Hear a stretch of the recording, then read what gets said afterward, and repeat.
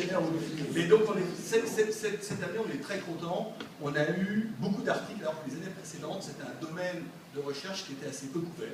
Et là aussi, donc, on vous remercie collectivement. Et n'hésitez pas à faire passer le message que, voilà, que le jury apprécie aussi la diversité des articles dans cette catégorie. Donc le premier article écrit par Shirish Srivastava d'HEC, qui est la performance des contrats de développement en offshore, le rôle des mécanismes de contrôle et de gouvernance. Le deuxième écrit par Dominique Joly de Schema Business School, le développement d'une échelle à 2 dimensions, des technologies à destination des entreprises high-tech.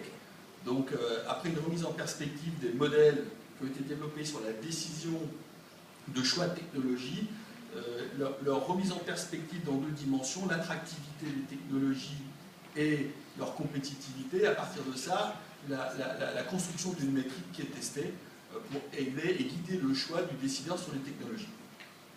Troisième article, par Karine Dominguez-Perry et Sabine Carton de l'Université de Grenoble. Donc, Moving Closer to the Fabric of Organizing Vision, the Case of a Trade Show. Et enfin, par Caroline Lambert d'HEC, rôle, autorité et implication de la fonction de management et de contrôle de gestion dans l'entreprise. Et alors là, c'est une question alors, pour les consultants que l'on entend souvent. La fonction compta, gestion, contrôle de gestion est-elle effectivement un business partner? Qu'est-ce qui relève du mythe? Qu'est-ce qui relève de la réalité? Doit-elle le devenir? Est-ce une évolution souhaitable et une mise en perspective donc, de ce positionnement de la fonction contrôle de gestion, compta gestion par rapport aux opérations de l'entreprise?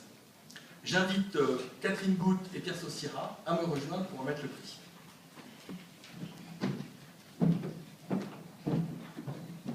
Bonsoir. Bonsoir. Alors, dans cette catégorie, comme vous disait André Benoît, nous avons eu effectivement cette année des choses très intéressantes à lire, variées aussi. Et notre sélection s'est portée sur l'article de M. Srivastava, que j'invite à nous rejoindre.